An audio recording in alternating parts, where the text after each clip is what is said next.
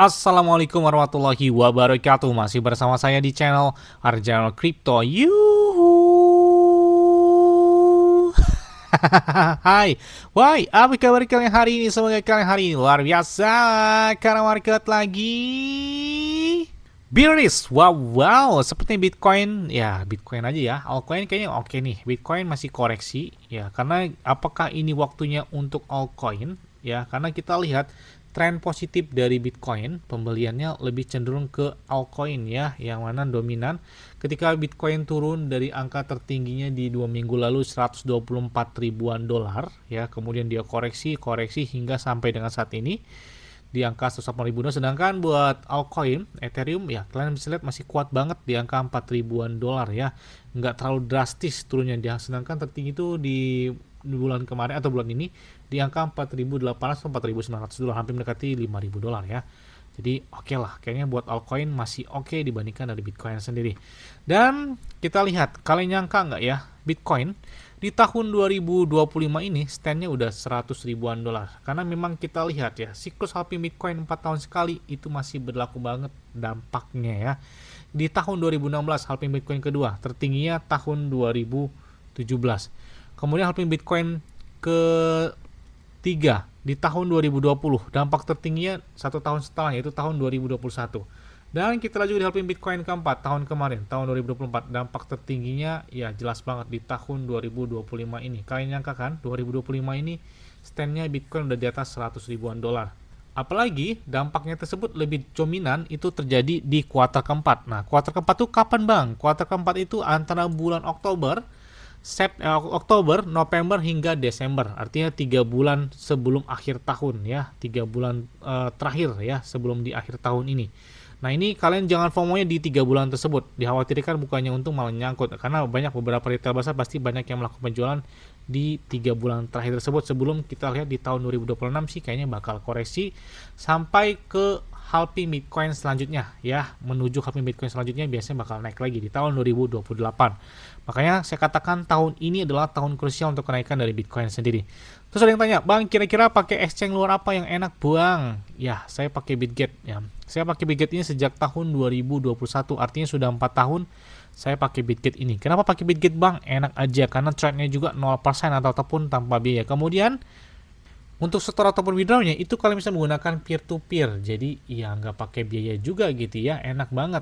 Kemudian kalian klik aja di deskripsi video ini ada tulisan Bitget. Nah di situ kalian bisa mendapatkan kotak misteri. Kotak misteri tersebut ya dapat berupa altcoin senilai 20 USDT, lumayan banget. 20 USDT itu jika dirupiahkan itu 350.000 sampai dengan 400 ribuan rupiah kurang lebih ya, jadi lumayan banget kan. Nah, bisa dalam bentuk Bitcoin, Tether, ya, PP, bahkan seperti XRP, Ethereum, Solana, ataupun Pi Network, ataupun yang lainnya, itu bisa kalian dapatkan sesuai dengan kotak misteri. Namanya kotak misteri ya. Kalau tahu ya bukan misteri dong, namanya udah belak-belakan ya. Jadi kotak misteri, jadi penasaran yang dapatnya, kalian klik aja di deskripsi video, kemudian selesaikan KYC atau registrasi langsung dari Bitgetnya tersebut. Oke, seperti biasa hari ini saya akan memberikan informasi terbaru dan terupdate tentang perkembangan aset kripto. Yes, kalian bisa lihat transaksi besar-besaran terjadi. Ini kita lihat di saat momen lagi koreksi aja, Bitcoin lagi melempem lah ya. Ini BlackRock, mereka beli hampir 1 miliar dolar Ethereum di minggu ini. Bayangkan, BlackRock beli Ethereum sampai 1 miliar dolar, bukan 1 juta dolar ya. 1 juta dolar aja jika dirupiahkan itu kurang lebih 16 miliaran rupiah lah ya. Ini 1 miliar dolar atau lebih tepatnya 968 juta dolar ya, atau dalam bentuk Ethereum yang mereka beli dalam 1 minggu terakhir. Wow, gila banget ya. Dan tidak hanya itu juga, di saat momen hal tersebut juga mereka ada whale yang beli 430 juta dolar dalam bentuk Ethereum, dan saat ini mereka telah menahan hingga 650 juta dolar dalam bentuk Ethereum. Jadi ada beberapa whale yang menahan hingga 5,97 miliar dolar, hampir mendekati 6 miliar dolar. Wow, 6 miliar dolar, gila banget ya. Ini whale menahan Bitcoin dan juga beberapa Ethereum hingga 434 juta dolar. Bahkan kemarin ada perpindahan hingga 1,1 miliar dolar ke wallet baru. Wah, ini gila banget ya. Menandakan momen koreksi ini dimanfaatkan oleh beberapa power whale untuk melakukan transaksi terhadap Bitcoin, Ethereum, ataupun makan beberapa altcoin lainnya. Nah, perlu kalian ingat, di bulan September ini ada beberapa hal yang perlu kalian perhatikan. Khususnya ini kayaknya bakal berdampak sih buat perkembangan market ya di bulan September. Tapi kalau saya sih lebih optimis di bulan Oktober ya, sehingga sampai dengan dari bulan Desember untuk pemompaan dari Bitcoin sendiri. Kemudian ini ada beberapa yang bisa lihat, ada 1 September ada Labor Day Holiday, kemudian market ditutup. Kemudian tanggal 2 September ada SM Manufacturing, kemudian juga ada employment di tanggal 2 September. Kemudian juga ada trade balance di tanggal 4 September. Kemudian tanggal 5 ada non-farm payroll, dan ini kalau bisa lihat, perhatikan ada beberapa hal yang menarik ya di sini.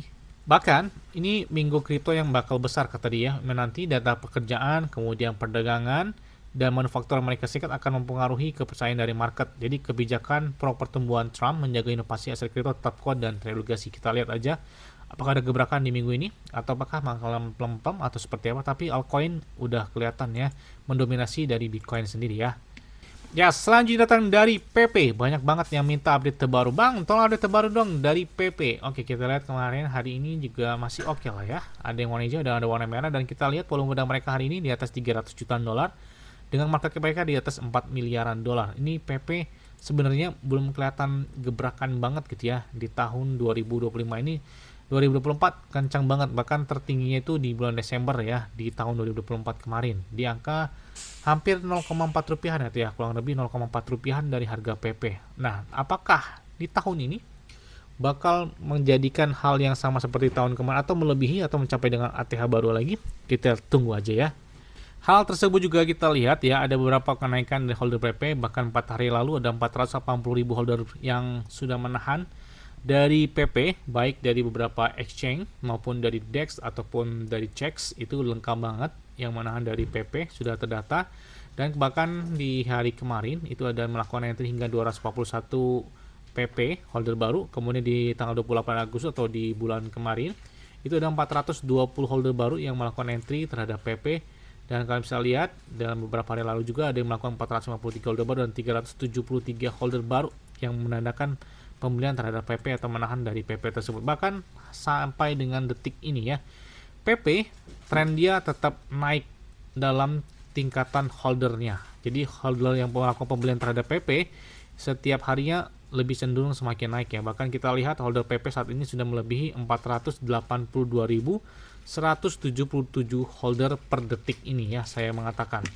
Nah, selain itu juga dari Cashstone, mereka membahas atau mengupdate tentang versi dari Nexus App ya dengan P1.1.6, yang mana mereka telah menambahkan swap ya dengan jaringan ERC20 termasuk dengan perdagangan dari Tron, Dogecoin, Shiba dan bahkan PP ya. Jadi mereka telah menambahkan dan mengupdate terbaru dari perdagangan tersebut.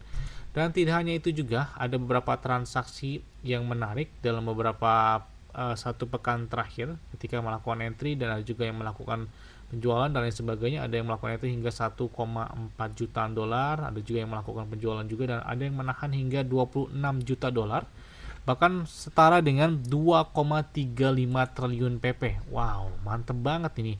Ini real well ya, yang belinya 2,35 triliun itu lebih dari 26 juta dolar ya. Kemudian terjadi juga di satu minggu terakhir kemarin ada yang melakukan entry juga hingga 178 miliar PP atau setara lebih dari 2 juta USDT atau 2 juta dolar. 1 juta dolar aja 16 miliar, berarti kalau 2 juta dikalikan aja. Dan kita lihat juga sebelumnya ada yang melakukan hingga 3 juta USDT. Wow, atau setara dengan 267 miliaran PP. Artinya menandakan momen koreksi ya, mereka gemar sekali untuk melakukan pembelian terhadap PP tersebut. Dan kita lihat di kuartal keempat ini apakah bakal ada gebrakan yang besar buat kenaikan tersebut. Kita tunggu aja. Bahkan menurut laporan dari Phoenix ya, ini adalah beberapa top meme project dengan berdasarkan aktivitas sosial. Nah, kalian bisa lihat di sini ada Dogecoin dan PP berada pas di bawah dari Dogecoin. Di bawahnya ada Shiba Inu, ada Tron, Pan, Bong, Pengu, Fatcoin, God, Giga dan lain sebagainya. Bahkan Shiba Inu kan berdasarkan market cap-nya harusnya berada pas di bawah dari Dogecoin ya. Tapi berdasarkan meme project social activity, ya PP berada pas dari Dogecoin. Bahkan kita lihat dari bitcoin.com, mereka memprediksi hal-hal yang wah besar banget. Ini kita lihat Bitcoin bisa 450.000 dolar, Ethereum di atas Ethereum 20 ribuan dolar, kemudian Solana di atas 1.000 dolar, PP 0,01 dolar. 0,1 dolar itu berarti 10 atau 100 rupiah lah ya, kurang lebih seperti itu ya. Atau 16 rupiah atau 160 rupiah. Dan kita lihat di Dogecoin di angka 4 dolaran. Ya, kita aminkan aja deh ya.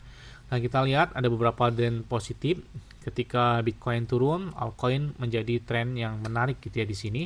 Dan tidak hanya juga ada semacam nasihat ya dari si Changpeng Zhou Binance atau pendiri dari pertukaran raksasa Binance, si Changpeng Zhou. Dia mengatakan bahwa di sini hal-hal yang harus dihindari dalam aset kripto atau dalam kripto, kata dia, menjual saat harganya saat sedang turun.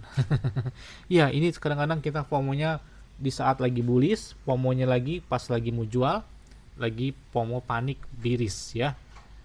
Ya itu kadang-kadang manusia yang wajar sih ya, sama seperti saya juga ya. Tapi ya karena kita lihat ya kalau mau jual ya pas lagi kencang ya, kalau lagi turun ya udah kita tahan aja, lagi koreksi ya bisa melakukan entry di saat lagi turun, jangan kembali kadang-kadang ya. Oke, mungkin itu aja deh yang dapat sampai kepada kalian semua.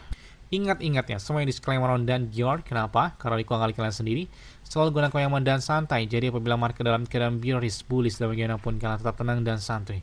Terima kasih.